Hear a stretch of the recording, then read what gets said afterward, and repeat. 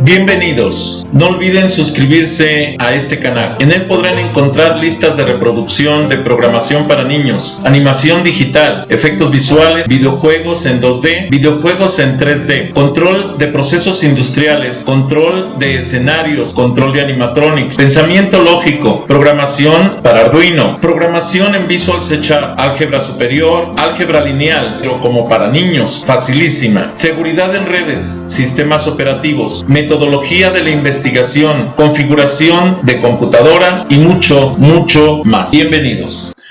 Animación y colisiones como base para la simulación.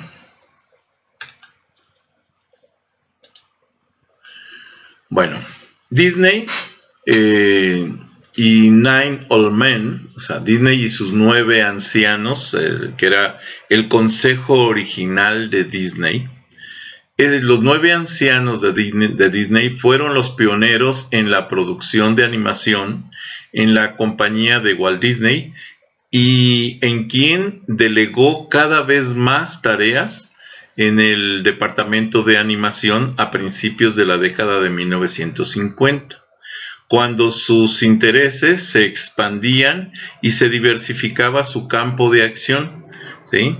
Esta información fue obtenida precisamente de la historia que viene y que está redactada en Wikipedia. La animación y sus 12 principios. Los 12 principios de la animación de Disney Nine Old Men nos lleva a un análisis de la animación en 2D, 3D, tradicional y digital. Los 12 principios de la animación son una lista de normas que se publicaron en el libro que se llamó The Illusion of Life, la ilusión de la vida, escrito en 1981 por Frank Thomas y Ollie Johnson, que fueron los principales, quienes juntaron toda esta teoría de la animación. Fueron los 2 pioneros de la animación en Disney en los años de 1930 a 1950. Una serie de principios que tenemos que tener en cuenta siempre que queremos realizar cualquier tipo de animación. Ahorita vamos a hablar de cada uno de ellos para no anticiparnos. ¿Qué es entonces la animación? Lo primero que debemos entender es qué es este aspecto de la animación. Bueno, la animación es el proceso por el que se logra dar movimiento a dibujos u objetos inanimados, ya sean dibujos, renders o fotografías, animaciones 3D, dibujos tradicionales, figuras, de stop motion, etc. O sea, cualquier tipo de presentación o representación gráfica que tenga que ver con la realidad, cualquiera de esos tipos, precisamente es lo que nos lleva a que podamos nosotros plasmar alguna idea que tengamos para que esa representación gráfica tenga que ver con ese sentir del ser humano, de sentirse acompañado por algo que está animado, ¿sí? Algo que está vivo. Y es esta la base o el principio que lleva a que cualquier tipo de presentación que hagamos se pueda representar gráficamente como si tuviera animación, como si tuviera vida. Técnicamente la animación viene a ser una secuencia de imágenes que al mostrarse de forma consecutiva logran generar un efecto de movimiento creíble en nuestro cerebro. O sea, ¿quién es el que le da realmente el aspecto de la vida a esos personajes? Es nuestro cerebro que interpreta esa representación de la realidad en una secuencia de imágenes plasmadas que, si bien son estáticas, al presentarse de forma consecutiva pareciera que tienen movimiento. Muy bien. Ahora, ¿qué es entonces la animación? Bueno, animar tiene su origen en el latín, en la palabra latina que se llama anima, y cuyo significado es alma. Por lo tanto, animar consiste en darle alma a un personaje o un objeto de forma que parezca que éste cobra vida, piensa y actúa por sí mismo, ¿sí? Esa es la idea que tratamos de transmitir a la audiencia, ¿sí? Que crean que ese personaje realmente tiene vida. En definitiva, un animador 3D, 2D, stop motion, etcétera, sin importar la técnica, debe tener la capacidad de dar la vida a sus personajes. Aspecto creador del animador. Es un aspecto que precisamente siente el animador como un poder propio de crear un personaje en su imaginación, plasmarlo de manera gráfica y además dotarlo de vida, ¿sí? Es la parte en donde se compara al animador con un creador. ¿Qué es entonces la animación? Bueno, animar es darle alma a un personaje, es un trabajo de pura interpretación o algo que se llama acting, que es la acción de actuar del animador a través de su personaje. O sea, la vida que el animador le proporciona al personaje es una vida que él puede sentir en su interior y que trata de reflejar en los movimientos del personaje. Por ello, en un principio, tenía mucho más que ver con un proceso artístico que un proceso mecánico. En la actualidad ya hay mucho mecanicismo incorporado a esa técnica, pero en realidad normalmente era un trabajo artístico porque el animador era el que creaba el personaje con base a su experiencia, a su vivencia, a sus habilidades, podía plasmar esos movimientos, esas animaciones en el personaje que estaba creando. La observación de los seres vivos y la observación de cómo funcionan los elementos que nos rodean es lo que permite a los animadores darle más credibilidad a sus animaciones. ¿Cuántos tipos de animación existen? Bueno, existen numerosas técnicas para realizar animación, sin embargo, para estudiarlas se dividen en dos tipos. Por un lado, lo que es la animación tradicional, que es realizada mediante técnicas tradicionales o artesanales, y por otro lado, la animación digital, realizada mediante programas y herramientas informáticos en una computadora, en un ordenador. Ahora, hago la aclaración, la animación tradicional tiene mucho más que ver con el arte que la animación digital. La animación digital es más mecánica, la animación tradicional es más artística. ¿Por qué? Porque en la animación tradicional, todo lo que queramos plasmar, lo tenemos que plasmar por habilidad del propio animador, no por la aplicación de una técnica digital que me permita generar alguna forma o algún movimiento. Los tipos de animación: para ser un buen animador se tiene que tener siempre una base de la formación de artes tradicionales. Eso es fundamental porque precisamente en las artes tradicionales nos enseñan a lo que es la observación, la forma de expresar alguna situación, la forma de plasmar un gráfico, el manejo de sombras, de colores, la situación que nos permite en un momento dado darle estructura al personaje. Mientras que esto se aplica tanto en la animación tradicional como en la animación digital, solo que en la animación digital ya se cuenta con herramientas técnicas, herramientas incluso matemáticas que permiten formar o deformar una figura para poder generar ese tipo de aspectos y de análisis, vamos a decir, para la generación de la animación en los personajes. Además, en la industria de la animación se suelen combinar las técnicas de artes tradicionales con la de animación digital en mayor o menor grado para obtener buenos resultados. La animación tradicional, existen muchas técnicas de animación tradicional, casi tantas como artistas. Se van a explicar las utilizadas para el gran público, se le conoce al gran público a aquellos que pueden ver la obra y que realmente no pertenecen al grupo cercano del animador, sino que son un grupo externo y que se conoce precisamente como ese gran público. Esto es en técnicas o son técnicas que utilizan la mayor parte de los animadores para trabajar dentro de la industria de la animación. ¿Qué es la animación tradicional 2D?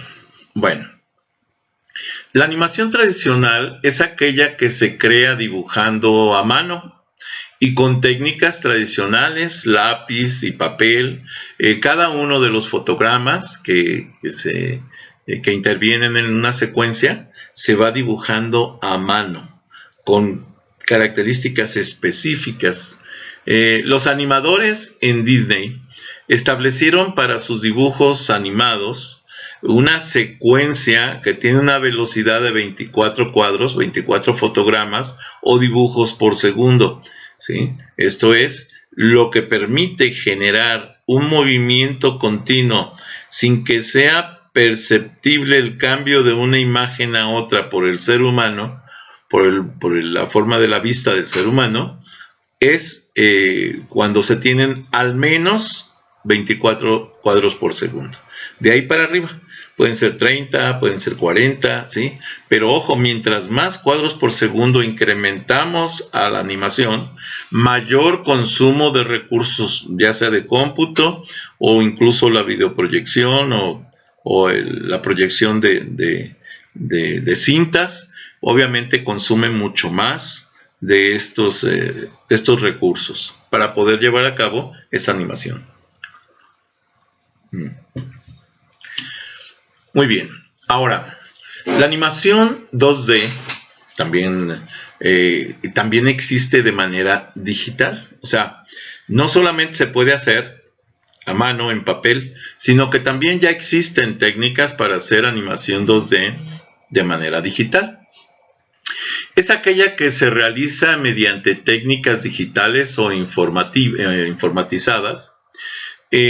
Aunque el proceso a nivel artístico es el mismo que en la animación tradicional, las herramientas y programas que existen actualmente facilitan el proceso y los recursos, dejando este tipo de producciones al alcance de cualquiera que tenga una computadora.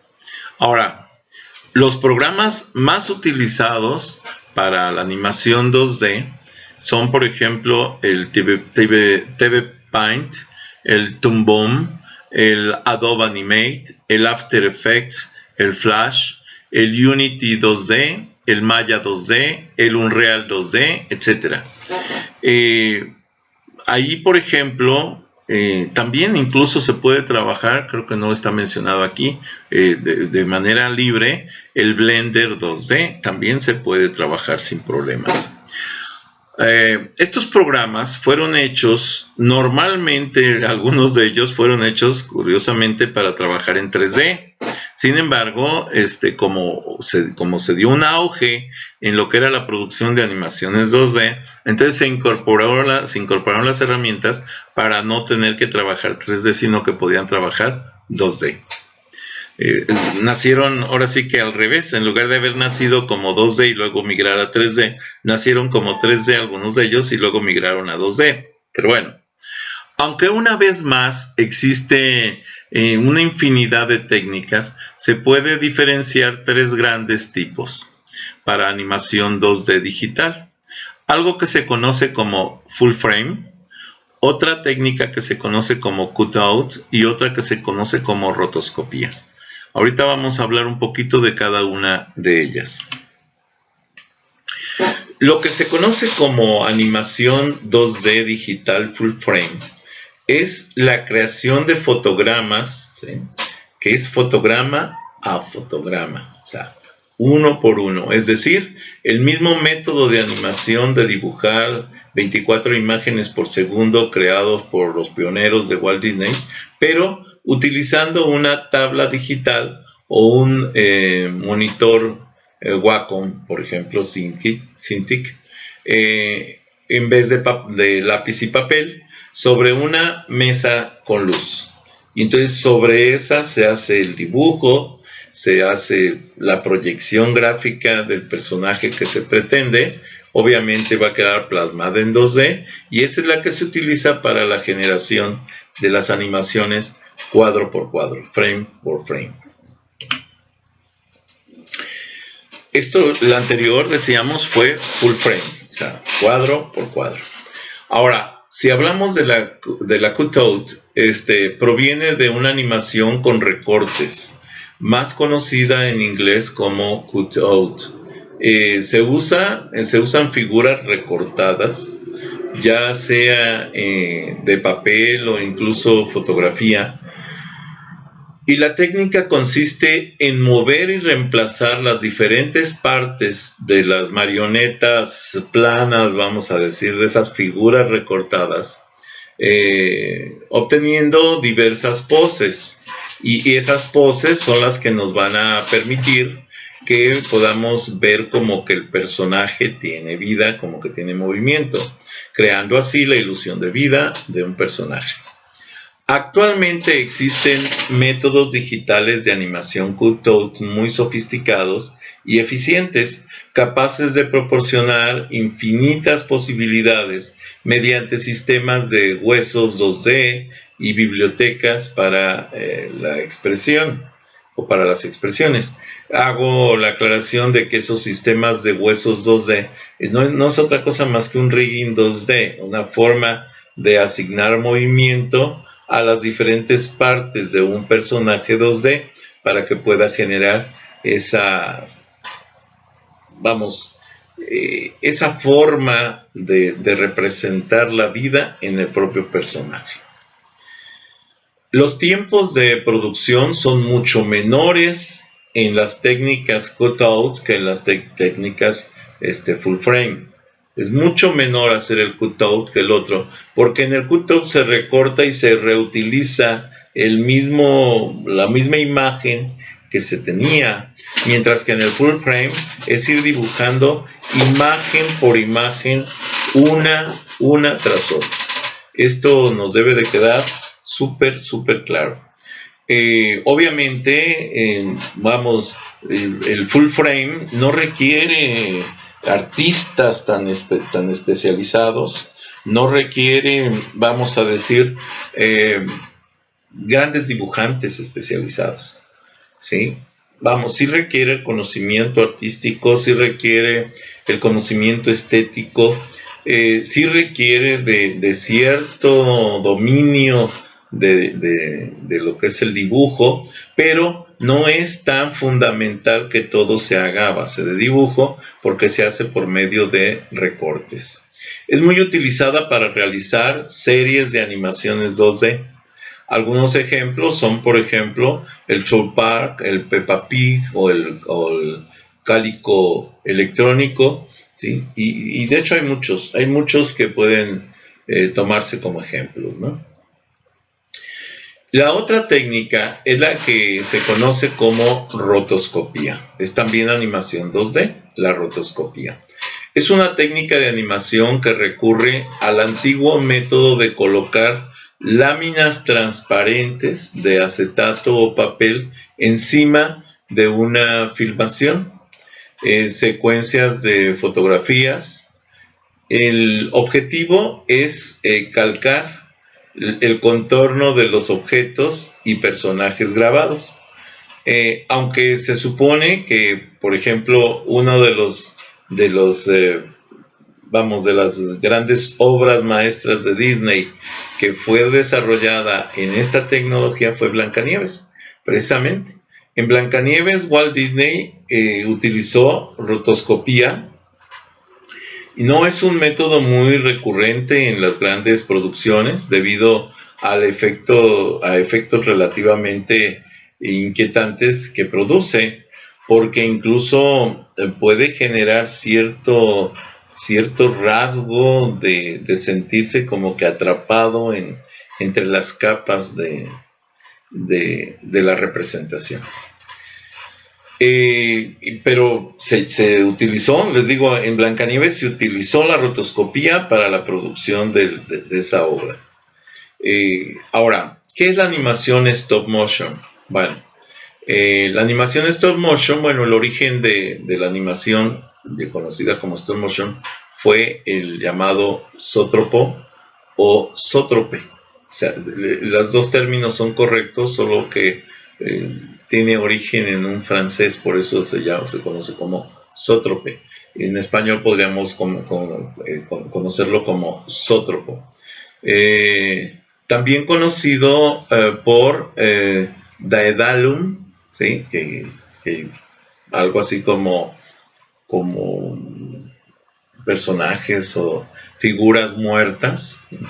Es una palabra que proviene de un griego zo, vida, y trope, que gira. Y eso es lo que significa la vida que gira, ¿sí?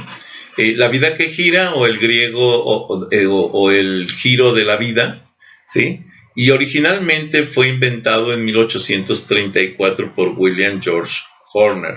Él fue el inventor. Fue el que creó primero unas figuritas que se ponían alrededor de un visor y que al hacerlas girar parecía que estaban vivas. Es un cilindro móvil con una serie de ranuras equidistantes e intercaladas con una secuencia de imágenes impresas en su interior. Y al hacer girar, entonces parecía que como iban cambiando de posición las partes de las imágenes, parecía que ese personaje estaba vivo y que tenía todos sus movimientos. Al mirar a través de esas ranuras, mientras giraba, se produce el efecto óptico de movimiento en la secuencia de esas imágenes. Obviamente tiene que ver con la velocidad del giro, con el número de figuras, con las partes que estoy moviendo, con que los movimientos sean secuenciales. Eso es fundamental, ¿sí? Porque si no, pues no funciona correctamente.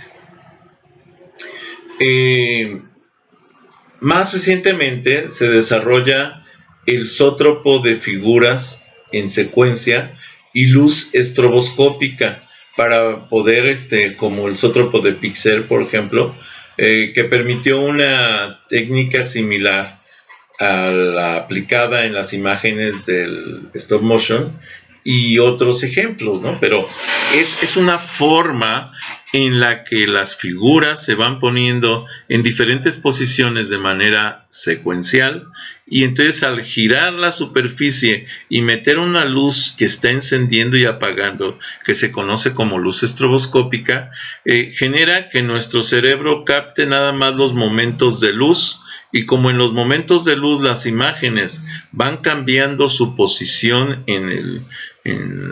tanto en la tabla como en la forma, entonces pareciera que la figura o la imagen más bien la figura va cambiando de posición, y entonces eso hace esa percepción de animación o movimiento. ¿Qué es la animación stop motion también? Continuando con esto, la animación stop motion es también conocida como la claymation. Esto es la animación que se realiza mediante la captura de objetos y materiales reales creados con arcilla, plastilina o cualquier otro material maleable. En stop motion se animan dibujos, ¿sí? O más bien no se animan dibujos, perdón. En stop motion no se animan dibujos, sino que se animan objetos estáticos o inmóviles colocados estratégicamente delante de la cámara. Y esto es lo que provoca precisamente la técnica de stop motion. El proceso consiste entonces en fotografiar dichos objetos en diferentes posiciones guardando cierta continuidad para crear así la sensación de movimiento. Y esto es precisamente una de las primeras técnicas de simulación. O sea, simulan el movimiento de un caballo caminando, de una rana saltando, de una persona caminando, de un personaje caminando, o el movimiento de los ojos, etcétera, a través de este tipo de situaciones. Ahora, vamos a hablar un poquito de lo que es la animación digital. Bueno, la animación digital es aquella animación que ha sido realizada en un ordenador a través de un hardware y mediante programas y herramientas digitales, un software. O sea, el equipo de cómputo, lo que es la conjunción entre el humanware, el hardware y el software, son el soporte técnico necesario para el desarrollo de animación digital. Hoy en día existen innumerables técnicas para realizar animación por medios digitales. Las más importantes de ellas son la animación 3D, que es la que representa cuerpos en 3D en las imágenes o figuras o videos que se desarrollan dentro de del software necesario, en el hardware necesario obviamente, para el desarrollo de estas animaciones. ¿Cuál es el proceso de creación de una simulación? El proceso de creación de una simulación se marca, los principales pasos son los siguientes. El primero es un guión, que es precisamente la creación de la historia del personaje. Es una redacción que nos va llevando paso a paso con respecto a la historia que se desea contar al animar ese personaje. Que el personaje se desplaza, que se mete en un bosque, que observa el amanecer, que ve pasar la vida, etc. O sea, es una historia que se desea contar y que tiene que redactarse paso a paso para que se sepa qué es lo que va a hacer ese personaje para poder transmitir esa sensación al público. El siguiente son las imágenes, o sea, caracterizar la imagen tanto de los escenarios como del personaje, o sea, saber cuáles son las características que me interesa transmitirle al público.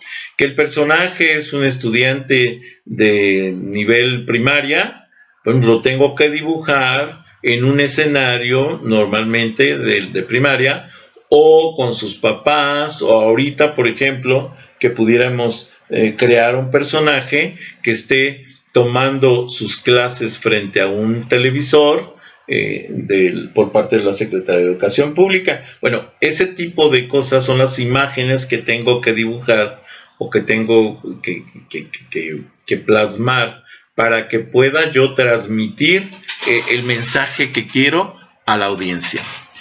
El siguiente es el storyboard, que sería la representación gráfica precisamente de ese guión. El guión ya se redactó, ya se tiene la historia y demás, entonces ahora lo plasmo gráficamente, paso a paso, secuencia de imágenes que tienen que llevarse a cabo en el orden correspondiente para poder transmitir esa sensación que me interesa, esa comunicación que me interesa hacerle llegar a la audiencia. Enseguida viene lo que es el diseño de personajes y escenarios, que es complementario, más bien, complementa el storyboard. De hecho, se basa en el diseño de personajes y escenarios para poder trabajar todo esto. Pero además, viene también ahí mismo con el storyboard la aplicación de texturas que me permiten darle esa realidad al personaje. ¿Sí? De hecho, el manejo de texturas normalmente busca darle un factor de realidad a los personajes y a los escenarios para que puedan representar esta parte de la vida que nosotros estamos queriendo comunicar. El rigging, que corresponde a dotar de zonas de movimiento a los personajes, lo que es el esqueleto digital, vamos a decir, para que pueda mover las partes del personaje y poder llevar a cabo esos movimientos, esa secuencia de movimientos que me permita transmitir ese efecto de animación. Con toda esta estructura, los layouts son las capas. Normalmente manejamos varias capas para poder animar un personaje sobre un escenario en donde tenemos varios componentes del escenario, varias capas en el escenario, y eso nos va a permitir, los layouts nos van a permitir trabajar estas estructuras. Y todo esto nos va a llevar a generar la animación completa de esta estructura. Pero posterior a esto viene lo que es la integración de todas esas secuencias de imágenes, de todas esas tramos de análisis de videos y demás, para poder lograr, y la postproducción, para poder lograr la producción completa que se puede presentar al público, a la audiencia que se está buscando. De lo que platicábamos, el guión nos dice que hay que buscar la determinación de la historia, audios, sonidos de fondo, efectos de sonido, pisadas, movimientos de objetos, respiraciones, risas, etc. Eso corresponde a la parte del guión. Luego las imágenes. Las imágenes son una descripción de los escenarios, movimientos de cámara, arribo de personajes, movimiento de personajes y objetos en las escenas o de la escena, interacción de personajes entre ellos y los objetos de las escenas, porque va a haber ocasiones en las que un personaje esté lejos o cerca de un objeto que está presente en la escena. La descripción de las acciones y el concept art. Esto después nos lleva a lo que es el storyboard, que se convierte en un guión, en una serie de imágenes secuenciales, edición de los dibujos y montaje de los mismos en videos llamado animatic, ¿sí? Y se define el tiempo y la estructura final del video y se añade la locución y música referencial. El 4 corresponde al diseño del personaje y escenarios, que es la creación de escenarios y personajes de acuerdo con los planos establecidos en el storyboard. Después viene lo que es la textura, que es la definición de plantillas de las distintas vistas de los personajes y los escenarios. Insisto, aquí en el manejo de texturas es donde se le agrega ese factor de realidad tanto a los escenarios como a los personajes. El rigging se cargan en escenarios 3D para construir los personajes y los escenarios a manera de marionetas digitales llamadas rigs, con articulaciones de control que ofrezcan facilidad para los animadores. Sí, por eso se le llama rigging, o sea, rigueando o como podría decirse, tal vez marioneteando, o sea, moviendo las marionetas de acuerdo a sus articulaciones para poder generar esas características que parecieran movimiento.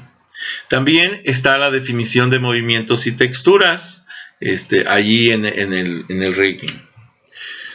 Con respecto a lo que es el layout, se crea una cámara virtual y se ubica a los personajes y elementos en sus lugares dentro del plano.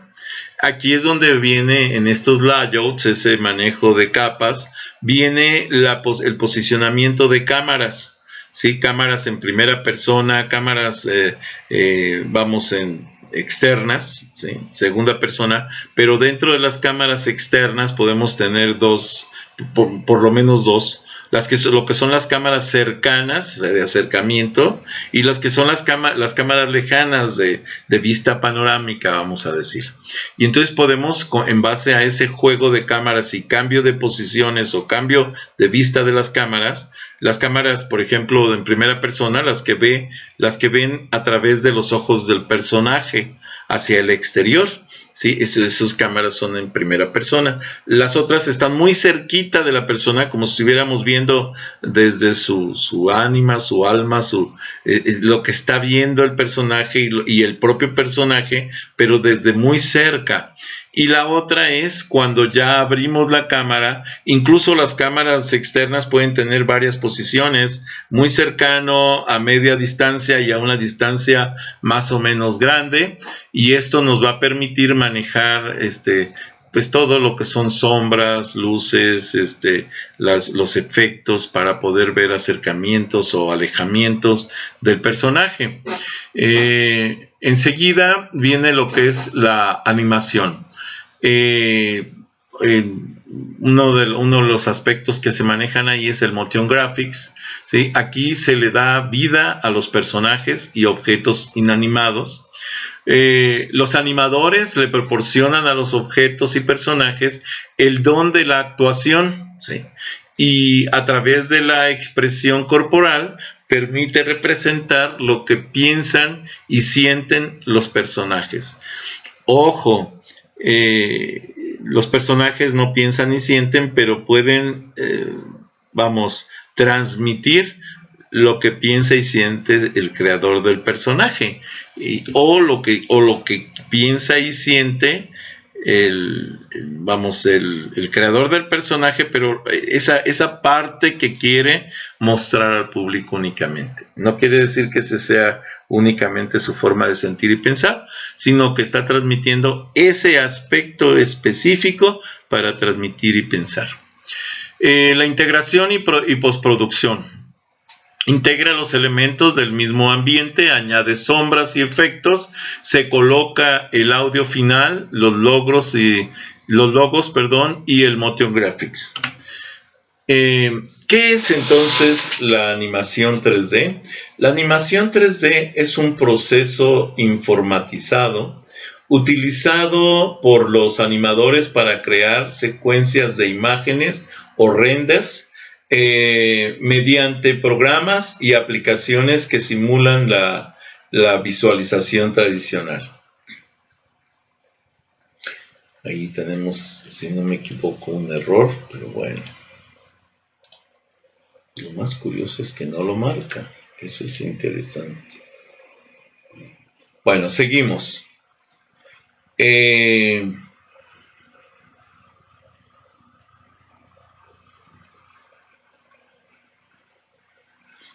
Estas aplicaciones entonces permiten la creación y manipulación de mallas poligonales, sistemas de huesos, riggings, texturas, iluminaciones virtuales, simulaciones, animaciones, etc.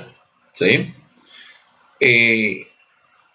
Estas escenas son convertidas posteriormente, ¿sí?, en las películas de animación 3D. ¿Sí? Seguimos. Vamos a hablar de los 12 principios de animación. Hago la aclaración, estos 12 principios están basados en el libro de Walt Disney, precisamente, ¿sí? Y bueno, en el libro de los creadores, de los animadores de Walt Disney, no Walt Disney como tal, sino en ellos. Los 12 principios entonces son en realidad una serie de reglas que nacieron en la necesidad de crear un lenguaje entre los animadores de Disney. Por ejemplo, cuando los animadores de Disney estaban trabajando en una producción, de pronto necesitaban que más gente se integrara a esa animación. Todo estaba perfecto. El problema es que cuando les decían necesitamos que hagas tal o cual cosa, tenían que estárselo explicando paso a paso, porque pues como eran nuevos en el ambiente, no entendían realmente. A lo mejor era un dibujante excelente el que se iba a incorporar, pero esos tecnicismos, esa jerga de la animación que utilizaban ya los que estaban trabajando con Walt Disney, pues no la conocían los nuevos que se iban a incorporar y tenían que estarlos capacitando para entender qué era lo que les estaban pidiendo. Durante muchos años, decenas de dibujantes y artistas se vieron obligados a aprender a dibujar animación mientras construían, casi sin saberlo, una revolucionaria forma de contar historias. Walt Disney Studios hacía animación al mismo tiempo que la inventaba, ¿sí? Y que inventaba la propia animación. O sea, no solamente la hacía, sino que iba inventando o creando las técnicas para poder lograr esa animación. No existían documentos ni información, vamos a decir, ni información apropiada al respecto, ni tan siquiera los conceptos para definir aquello que estaban haciendo. Ellos sabían que lo tenían que hacer de esa manera, pero no estaba escrito eso. Entonces era muy difícil hablar de algún efecto, puesto que ni siquiera estaba plasmado en un documento, en un papel. Los desarrolladores de Walt Disney tuvieron entonces la necesidad de crear el propio lenguaje de animación. ¿Quién creó entonces los 12 principios de Walt Disney? Los 12 principios de animación fueron creados por 2 animadores de Disney en particular, por 2. Frank Thomas y Ollie Johnston, y recogidos en el famoso libro que ya se los había mencionado, The Illusion of Life, la ilusión de la vida. Ellos fueron los que crearon este libro, que por cierto fue un libro famoso a nivel mundial, y es un libro famoso a nivel mundial. Aunque estos principios se desarrollaron durante años por todos los animadores que trabajaron en la fábrica de sueños de Disney, fueron estos 2 artistas veteranos quienes se encargaron de crear el documento que recopilaría el gran legado de la animación. De hecho, yo tengo un PDF de este documento en español. Si alguien lo desea, me lo solicita y con gusto se los proporciono. Permítanme, me fui de más. Sí, ok, estábamos aquí. Oh, se brinca. A ver, regresamos aquí. Bueno, entonces estando en esta parte, no sé por qué se brinca. Ok, resulta que de los 12 principios de animación presentados en el libro The Illusion of Life de Frank Thomas y de Ollie Johnston, y aclaro, comento de quiénes son, cómo se llama el libro, y lo estoy repitiendo constantemente porque son principios que están presentados en el libro y son principios con derecho de autor. Entonces lo estoy mencionando porque no quiero que se considere como que es plagio, que yo lo estoy manejando como plagio, ¿no? Simplemente lo estoy manejando con fines didácticos, académicos. El primero, tan conocido como el squash and stretch, que es aplastar y estirar. El segundo, que es anticipation, es la anticipación. El tercero, que es el staging o puesta en escena. El cuarto, que es el strike, ahead and pose to pose. Esto es hacia adelante y pose a pose. El siguiente, que es el 5, que es el follow through and overlapping. Les voy a pedir que disculpen mi inglés, no soy muy bueno en la pronunciación de inglés, pero trato de mencionarlo cercano a lo que debería ser. El seguimiento y superposición. El siguiente, que es el slow in and slow out, es slow in and slow out. Esto es aceleración y desaceleración. Si nosotros lo vemos traducido, realmente sería más despacio y fuera de lo despacio o más rápido, ¿sí? Que sería la forma, que sería al revés, sería desaceleración y aceleración, pero lo podemos traducir como aceleración y desaceleración. El 7, que sería el arcs, o sea, la formación de arcos. El 8, que sería el secondary actions, que serían las acciones secundarias. El 9, que sería el timing, que sería los tiempos, o traducido más bien en inglés podría ser timing, más que timing es tiempos. El 10, que sería la exaggeration, que sería la exageración. El 11, el solid drawings, dibujos sólidos. Y el 12, appeal attraction, que es, appeal, que sería la atracción, precisamente. Rápidamente vamos a hacer una revisión de algo de estos. Por ejemplo, en el primero, que es el squash and stretch, aplastar y estirar, se crea la ilusión de peso y volumen. Esto es, actúa sobre un personaje mientras se mueve, la exageración y la deformación de los cuerpos como si fueran flexibles. Sirve para lograr un efecto más cómico o más dramático. El estiramiento también ayuda a dar sensación de velocidad o de inercia en los cuerpos.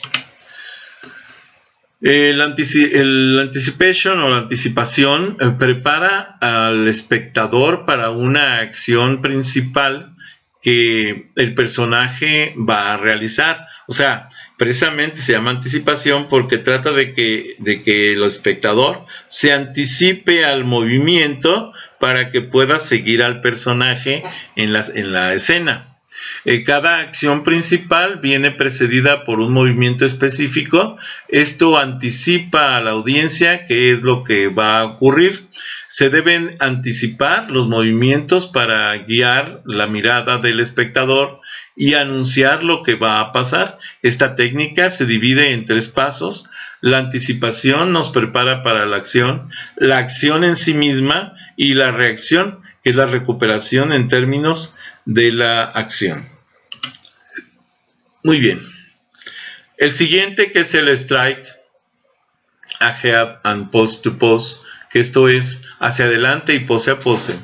La animación pose a pose se consigue con dibujos claves hechos a intervalos a lo largo de la escena. En la animación hacia adelante se comienza con el primer dibujo y se sigue dibujando cada imagen hasta el final de la escena. Aquí tenemos que tomar en cuenta lo siguiente. Para poder lograr una continuidad en un movimiento pose a pose, tendríamos que generar N dibujos solamente, por ejemplo, para un paso de una persona, o sea, para lograr el paso de una persona, porque los movimientos que una persona hace al dar el paso son infinitos. O sea, cada milésima de segundo va cambiando de posición su cuerpo, su pierna, su pie, y entonces esto hace una infinidad de posibilidades. Lo que hace esta pose to pose es tomar solo algunos de esos movimientos para que se queden como figuras fijas, ¿sí? y puedan simular ese movimiento que se pretende simular. ¿Ok? Ahora, seguimos. Es el mismo, pose to pose, adelante. Bueno, en esta acción, en la acción directa, creamos una acción continua paso a paso hasta concluir una acción impredecible, ¿sí? Esta acción impredecible precisamente nos lleva a, ¿cómo se llama? Es una acción pose a pose desglosando los movimientos en series estructuradas de poses claves. No puedo manejar todas las poses, todas las posiciones de un movimiento, porque estaríamos hablando de imágenes que tenderían al infinito, ¿no? Porque sería un movimiento continuo, y lo que hacemos es hacer movimientos específicos por unidad de tiempo. La acción directa da fluidez al movimiento y proporciona un aspecto fresco, suelto y tranquilo. En la acción pose a pose se desarrolla un planteamiento inicial, es una animación más controlada que viene determinada por el número de poses y las poses intermedias. se pueden mezclar estas dos técnicas. Ok. Ahora, el siguiente es el follow, through and overlapping, que es el seguimiento y superposición. Cuando el cuerpo principal del personaje se detiene, se para, el resto de las partes del personaje continúan animadas para alcanzarla. O sea, normalmente, si ustedes ven una caricatura de este tipo, las piernas como que van avanzando más rápido, los pies, separan los pies y luego las piernas se llegan a su posición, luego lo que es la cadera, el abdomen, el pecho, el cuello, los brazos, el cuello, la cabeza, y entonces llega el personaje completo a su posición. Obviamente estos retrasos son de unidades de tiempo muy pequeñas, para que se vea nada más como que tardó un poquitito. Esto simboliza la inercia del personaje al ir avanzando, vamos a decir. Ninguna parte, dice Párate, ninguna parte del personaje, ¿sí? Permítanme. Ok.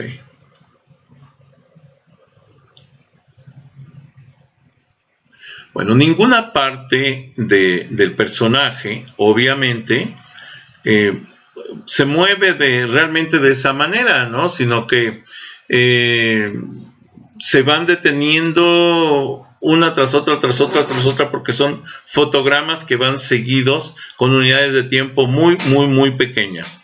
Ahora, estas dos técnicas ayudan a enriquecer y dar el detalle a la acción. En la acción continuada, el personaje aún sigue moviéndose después de la acción principal.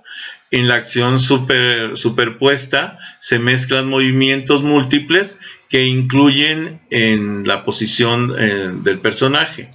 Esto me permite entonces que no se vea como un personaje rígido, estático, que en realidad pues no es lo que, ¿cómo se llama?, lo que se quiere representar, ¿sí? Ahora, el siguiente es el slow in and slow out. Esto es aceleración y desaceleración.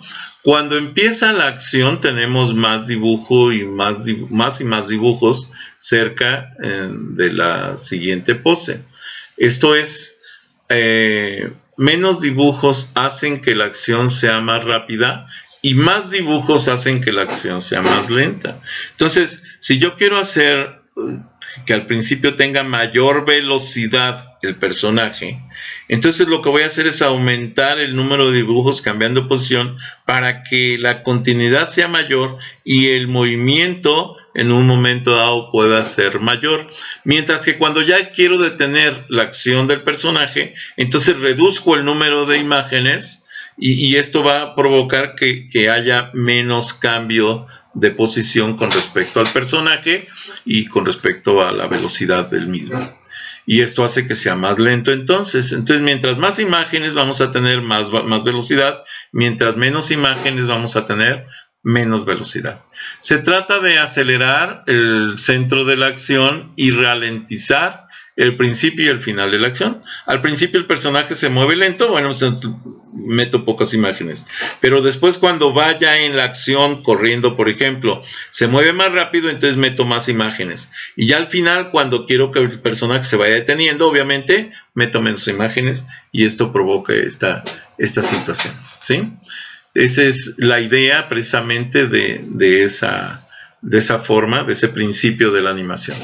Con respecto a los arcos, todas las acciones, con algunas excepciones, siguen una trayectoria de arco o en forma circular, vamos a decir.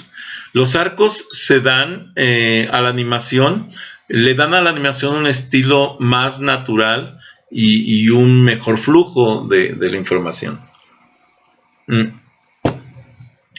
Al utilizar trayectorias en arco para animar los movimientos del personaje, se le da una apariencia más natural. Pareciera vamos, no se mueve en una línea recta, sino que se mueve con un cierto arco, y eso hace que se vea como que el personaje realmente tiene vida, ¿no? Ya que la mayoría de las criaturas vivientes se mueven en trayectorias curvas, nunca en línea perfectamente recta, ¿eh? Incluso ustedes pueden verlo al caminar. Ustedes mismos caminen frente a un espejo y se van a dar cuenta de que tienen un cierto movimiento oscilatorio, ondulatorio, que va formando como arcos de movimiento, ¿sí? No se mueven rectos, se mueven con ciertos arcos. Lo que es el secundaria acción, las acciones secundarias, es una acción adicional en la escena utilizada como suplemento de la primera para reforzar y darle más dimensión. Consiste en pequeños movimientos que complementan a la acción principal y de hecho son consecuencia de ellas. La acción secundaria nunca debe estar más marcada que la acción principal, eso es normal.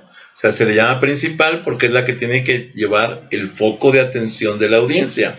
La secundaria auxilia para que la audiencia vea completa esa escenografía, esa escena del personaje, pero realmente la acción principal es la que debe de llevar la atención fundamental de la audiencia. Con respecto a lo que son los tiempos, el timing, precisamente esta parte del timing es el ritmo. El ritmo da sentido al movimiento. El tiempo que tarda un personaje en realizar una acción, ¿sí? O las interrupciones y dudas en los movimientos definen precisamente la acción. También contribuye a dar idea del paso del modelo y las escalas o tamaños. Más dibujos entre las poses hacen la acción, ya habíamos dicho, que sea más dibujos, la acción la hacen más rápida. Ojo, aquí hay un error, no me había dado cuenta. Aquí donde dice más dibujos, ¿sí? Más dibujos hacen entre las poses que de la acción, no es que es de la acción, perdón, pero veo este error. Bueno, más dibujos entre las poses hacen que la acción sea más rápida, no es más lenta, más rápida. Entonces aquí debe de estar al revés, es menos. Aquí es donde está el error. Menos dibujos entre las poses, no es cierto. Menos dibujos, no es cierto, está correcto. Estaba bien, el que estaba pensando al revés soy yo. Más dibujos entre las poses hacen que la acción sea más lenta y suave. Menos dibujos entre las poses hacen que la acción sea más rápida y más nítida. Esto es muy entendible por lo siguiente. Si yo meto más dibujos, ¿sí? Entonces los cambios paulatinos de la imagen van a ser más pequeños, más cercanos uno de otro, y obviamente la lentitud va a ser mayor. Mientras que si yo meto menos dibujos, los cambios en la escala de movimiento van a ser mayores cambios y por tanto la velocidad va a ser más rápida. ¿Sí? Les pido ahí una disculpa porque yo lo leí al revés, mi mente me traicionó, ¿sí? Pero así como está, es correcto. ¿Sí? Si yo meto más dibujos, la imagen va a ser más lenta. Si yo meto menos dibujos, la imagen va a ser más rápida o la animación va a ser más rápida. ¿Sí? El timing. El timing o ritmo es la frecuencia con la que pasan las cosas. Ese timing nos va a definir el tiempo que tarda una acción en realizarse, entre un punto y otro. O sea, yo puedo poner entre un punto y otro de la escena, ¿sí? 1 segundo o 5 segundos. Y entonces eso va a definir el número de fotogramas, porque acuérdense que nosotros manejamos un número de fotogramas por segundo. Y obviamente, si yo pongo 5 segundos en lugar de 1 segundo, pues vamos a tener muchos más fotogramas que si pongo 1 segundo. ¿Por qué? Porque por cada segundo voy a meter 24 cuadros por segundo, de acuerdo a la teoría de Walt Disney, y entonces, obviamente, nos va a llevar a que tengamos mucho menos fotogramas, el movimiento va a ser mucho más rápido en 1 segundo, o mucho más fotogramas, el movimiento va a ser mucho más lento en 5 segundos. Bueno, para poder usar el timing, no solo se debe entender qué es el tiempo que tarda una acción, sino cómo afecta la elección del timing en nuestras acciones, precisamente. El siguiente punto es la exageración. La exageración mantiene al personaje cerca de la realidad, pero hay que presentar las acciones de una manera más salvaje y extrema, o sea, más exagerada. Acentuar una acción generalmente ayuda a hacerla más creíble. El siguiente es el solid drawings o dibujos sólidos. Toma en cuenta las formas en un espacio de 3 dimensiones, dándoles volumen y peso. Un buen modelado y un sistema de esqueleto sólido o un dibujo sólido, como se decía en los años 30, ayudarán a hacer que el personaje cobre vida. Tener en cuenta el peso, la profundidad y el equilibrio simplificarán además las posibilidades de complicaciones posteriores en la producción debido a personajes probablemente modelados. Por último, la atracción, appeal, que es la cualidad que nos permite ser capaces de captar la atención de los espectadores. Si el trabajo que yo estoy realizando está bien realizado, va a llamar la atención y va a buscar captar la atención de los espectadores. Es el dichoso carisma de la acción, lo que llama a ver esa acción no una, sino varias veces. Se trata de proporcionar conexión emocional con el espectador. La forma de ser del personaje debe ser coherente con su forma de moverse. Así podemos tener e identificar lo que son los personajes antagónicos, ¿sí? Aquellos, ¿cómo se llama? Personajes que están en contra de la acción, en contra de lo que es de la historia, ¿sí? O de poder desarrollar la historia bien. Son personajes que no van no van o sea, van en contra de, pero muchas veces el protagonista que va a favor de conseguir el logro en la historia, se ve o tiene que verse, afectado por el antagonista para que se vea esa lucha entre el bien y el mal y que cautive al espectador a querer que el protagonista logre el triunfo sobre el antagonista, ¿no? O sea, son formas, aunque muchas veces se dan los cambios en las historias en donde el protagonista de pronto se vuelve antagonista y luego el antagonista, que era el malo, de pronto se vuelve protagonista porque al final termina siendo el bueno, ¿no? O sea, sí se dan ese tipo de cosas. Normalmente el protagonista es el bueno y va a ser el bueno hasta el final de la historia, y el antagonista es el malo y va a ser el malo hasta el final de la historia, pero les digo, sí se llegan a dar ese tipo de situaciones en donde protagonistas y antagonistas llegan a cambiar de roles. Ahora, hay una situación clara. Existen protagonistas y antagonistas de primer nivel, en primera, vamos a decir, por grado de importancia, el más importante, jerárquicamente existe cierto nivel y vamos a tener protagonistas y antagonistas en varios grados jerárquicos en los dos papeles. Repasando la primera, segunda y tercera ley de Newton para aplicarla a la simulación, podemos analizar las colisiones y comprender lo siguiente. Esto ya lo habíamos analizado, pero es importante que lo manejemos. La primera ley de Newton, un objeto permanecerá en reposo o en movimiento a menos que sobre él actúe una fuerza externa. La segunda ley de Newton, o ley fundamental de la dinámica, la fuerza neta que se aplica sobre un cuerpo para modificar su estado de reposo o de movimiento es proporcional a la aceleración que adquiere dicho cuerpo. La cantidad de movimiento que representa por la letra P, por ejemplo, ahorita lo vamos a ver en un diagrama, y se define como el producto de la masa del cuerpo por su velocidad. Esto se conoce como momento lineal, o sea, la fuerza que ejerce en un sentido se conoce como momento lineal. La fuerza que actúa sobre un cuerpo es igual a la variación temporal de la cantidad de movimiento de dicho cuerpo.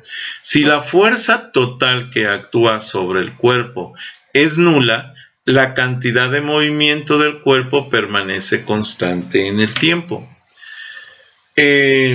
La igualdad entre la fuerza F que se aplica en un cuerpo de masa m y el cambio en un tiempo t de su cantidad de movimiento P, siendo la cantidad de movimiento P el producto de su masa m por la velocidad v a la que se mueve y se representa por esta fórmula, en donde la fuerza es igual a la cantidad de movimiento por unidad de tiempo, y esto es lo mismo que la masa por la velocidad por unidad de tiempo, porque P está representado por la masa y la velocidad del cuerpo. La segunda ley de Newton, o ley fundamental de la dinámica, entonces analiza que la fuerza P sobre T es igual a m por v sobre T, y recordando que la aceleración es a, entonces aquí tenemos v sobre t directamente, por lo que podemos escribir la ecuación como la fuerza es igual a la masa por la aceleración, así de sencillo. La segunda ley de Newton nos transforma o se transforma la ecuación, ¿sí?, en masa por aceleración, y listo, esa es la segunda ley. Con respecto a la tercera ley de Newton, o ley de la acción y reacción, dicen que esta nos dice que por cada fuerza que actúa sobre un cuerpo, éste realiza una fuerza de igual intensidad y en dirección, pero en sentido contrario, sobre el cuerpo que le produjo la fuerza. Con respecto entonces a la tercera ley de Newton, nos dice que a toda fuerza de acción le corresponde una fuerza de reacción de idéntica magnitud, pero con sentido opuesto, en dirección contraria. Si un objeto X empuja a un objeto Y con una fuerza F, Y reacciona sobre X con la misma magnitud y dirección de la fuerza F. Si un objeto más bien como una canica, empuja un resorte, esto si no me equivoco ya lo habíamos visto en un video anterior, totalmente elástico con una fuerza dada por su masa y su velocidad en un tiempo dado, el resorte impulsará en sentido contrario a la canica con la misma fuerza que la canica lo empuja. Esto siempre y cuando se aplique la tercera ley de Newton. Si no hubiera tercera ley, pues la canica empujaría el resorte y el resorte se quedaría aplastado. Pero si se presenta la tercera ley, entonces esa fuerza con la que empujó el resorte y que lo aplastó, esa fuerza se va a manifestar con una fuerza idéntica en sentido contrario, y por tanto la canica va a salir expulsada por ese resorte. Así, por ejemplo, si analizamos esta estructura, tenemos que la canica viene con una cierta fuerza, tiene una masa, tiene una velocidad que es la velocidad a la que va a llegar a impactar el resorte en un tiempo específico. Llega, choca y lo que hace es que compacta el resorte, ¿sí? Hace una compactación, y esta compactación que hace es por la fuerza que traía por la masa, por la velocidad entre el tiempo, que sería la masa por la aceleración. Entonces esto es, vamos, esa masa por la aceleración provoca que se compacte el resorte. Hasta aquí, esta sería la primera ley de Newton, y aquí nos quedaríamos en la segunda ley de Newton. Pero ¿qué pasa con ahora la tercera ley? Como el resorte está compactado, tiene una presión que está queriendo sacar. Y entonces en el momento en que se libere esta presión, entonces genera una fuerza en sentido contrario igual a la que lo aplastó en sentido contrario, y esta fuerza se va a manifestar empujando la canica, repeliéndola para llevarla hacia donde estaba. Y esto es precisamente, esta manifestación es la tercera ley de Newton. Colisiones inelásticas, también conocidas como colisiones, es plásticas. Esto ya lo habíamos corregido en el video anterior. Es correcciones plásticas. Por aquí me comí la L. Muy bien. Entonces, nos lleva precisamente a que se aplica la primera ley de Newton cuando va la canica, choca contra el resorte, lo aplasta. La segunda ley de Newton se aplica porque se comprime el resorte, pero ¿qué creen? No se manifiesta la tercera ley de Newton, se queda el resorte aplastado. ¿Por qué? Porque entonces este no es un choque elástico, es un choque plástico, ¿sí? Espero que hasta ahí no haya dudas. Esto es fundamental, son leyes fundamentales para lo que es el proceso de animación y lo que es el proceso de simulación. Bueno, la primera, segunda, tercera ley de Newton permiten representar matemáticamente muchos de los procesos de simulación al analizar el efecto de las fuerzas sobre los componentes que conforman los escenarios, precisamente. Las colisiones, si dos cuerpos se aproximan entre sí lo suficientemente como para intentar ocupar el mismo espacio al mismo tiempo, esto es un choque, esto provoca una colisión precisamente. Por ese acercamiento se provoca un choque, pero por los cuerpos, provocando que entre ellos actúe en fuerzas internas, ¿sí? Que hacen que su momento lineal, o sea, el movimiento que llevaban en una línea, y su energía varíen, produciendo un intercambio entre ellos, o sea, de las fuerzas que cada uno de ellos, de los dos cuerpos involucrados en la solución, presentan. Se los voy a manejar de esta manera. Imagínense ustedes que tienen un recipiente que tiene moléculas de CO2, vamos a decirlo humo, en su interior, y que se ve de esta manera gris. Y de pronto ustedes ven que lo ponen en un recipiente y empieza como que a moverse para todos lados. ¿Por qué? Bueno, porque hay moléculas internamente que están chocando. Están chocando, y eso provoca que traten de ocupar todo el espacio disponible del recipiente.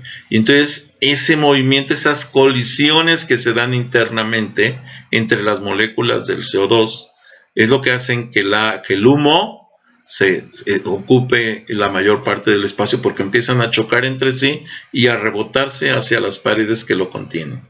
Y esto sería precisamente la colisión, lo que formaría ese movimiento de humo. Si yo tengo partículas de viento, ¿sí? Aire, que se mueven en una dirección, ¿sí? En un sentido como un remolino, esto absorbería precisamente por ese movimiento las partículas de humo, las atraería para llevarlas al centro del remolino, porque son precisamente la forma, es el efecto que provoca ese movimiento centrífugo o centrípeto en este caso, porque los lleva hacia el centro del remolino. Si dos cuerpos se aproximan lo suficiente como para que exista la interacción entre ellos, se dice entonces que se produce una colisión o choque. Las colisiones son fenómenos extremadamente frecuentes en la naturaleza.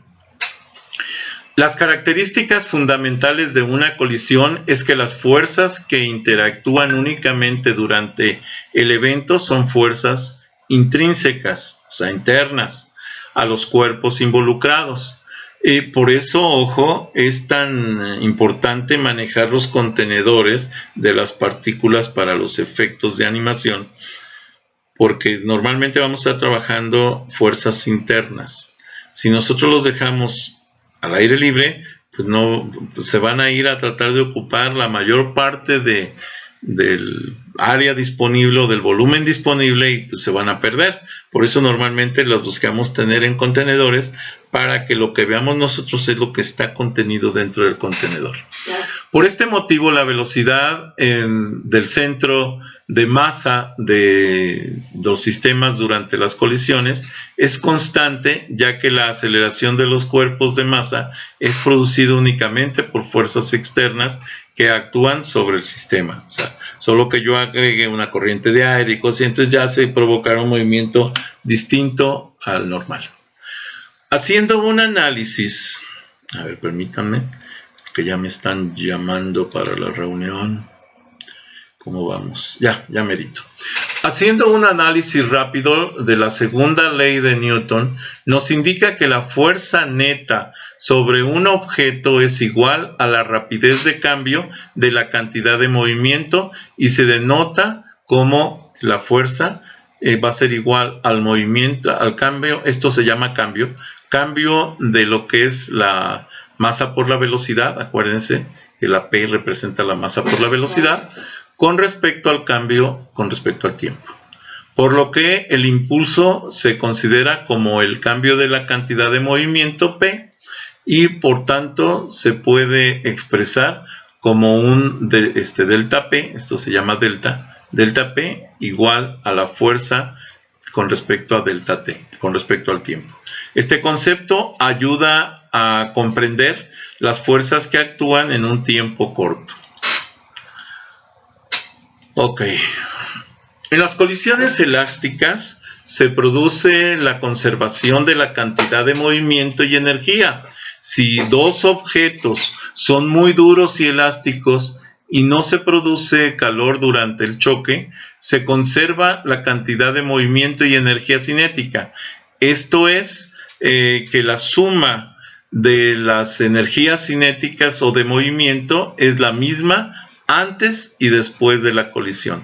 Durante un momento en el que los objetos en colisión están en contacto, la energía se almacena en forma de energía potencial elástica. Los choques en los que la energía cinética total se conservan se llaman choques o colisiones elásticos. Y la representación de eso precisamente es esta, en donde tenemos una canica que va en una dirección, otra que va en otra dirección, masa 1 y masa 2, llegan, se encuentran en el centro, ¿sí? Y la fuerza que llevaban, como son indeformables, como no producen calor, esa fuerza que llevaban hacia el golpe central va a provocar que las dos salgan expedidas, ¿sí? Vamos, rechazadas del centro hacia los extremos con la misma fuerza y velocidad que llevaban. Y esto es precisamente lo que se considera como una colisión o choque elástico, ¿sí? Es la energía potencial que llevaban por su movimiento, las hace repeler, y es lo que hace que en los grupos de partículas de gases choquen y se vayan hasta los extremos del contenedor. Entonces así tenemos lo que se conocen como colisiones ideales. Las colisiones elásticas son casos ideales, casi nunca suceden, ya que en las colisiones reales hay pérdida de energía por deformación, por generación de calor, pero las colisiones se clasifican de la siguiente manera. Primero, colisiones elástica perfecta. no se pierde energía cinética, la energía antes y después de la colisión es la misma. Esas son colisiones elástica perfecta. Colisión inelástica. La colisión inelástica, parte de la energía cinética se pierde y se pierde en la colisión. Colisión completamente inelástica. La energía se pierde durante la colisión, sin embargo, no se pierde toda la energía cinética del sistema, ya que se impone la conservación del movimiento y por esto se conserva parte de la energía cinética. Están colisiones completamente inelásticas.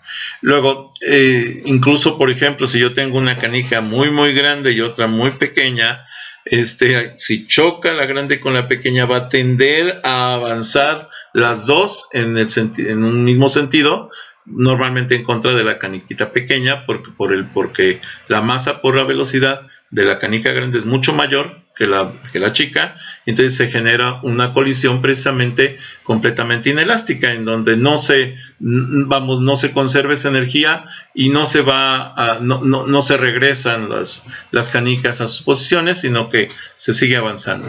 Se da cuando dos partículas se fusionan, por ejemplo, y continúan su marcha como una sola, cuya masa es la suma de las dos originales. Imaginen un meteorito que viene contra la Tierra y la Tierra lleva una cierta inercia. El meteorito es pequeño, llega, se estrella contra la Tierra, lo absorbe la Tierra, pero sigue su movimiento normal. Ese es el caso. Las explosiones es un proceso que inicia con una colisión y puede ser tratado matemáticamente como una colisión precisamente. Las partículas se descomponen en fragmentos que adoptan movimientos independientes. Es lo opuesto a una colisión inelástica. La energía cinética del sistema aumenta normalmente a costa de la energía interna de origen químico de los objetos, incluso puede ser de origen físico. Vamos, el ejemplo, si tiene una bomba, una canica interna y de pronto llega el momento en el que estalla, la canica se va a desintegrar en pedazos y cada pedazo va a salir volando hacia direcciones distintas del sistema. Esto es parte de lo que es el esquema de colisiones precisamente. Bien, les pido de favor que si no están suscritos se suscriban a este canal, que me den un like a los videos que les agraden, que les den la campanita para que puedan avisarles cuando suba más videos y si es posible que compartan este canal con sus redes sociales, con sus amigos, conocidos. Recuerden que pueden seguirme en Facebook, pueden seguirme en propio Facebook con las páginas Videoteca Valencia, Tics para principiantes, Twitter, Tumblr, Pinterest, Hi-Fi, LinkedIn. Los links de estas conexiones de estas redes sociales se los dejo en la descripción del video. Gracias por haber visto este video.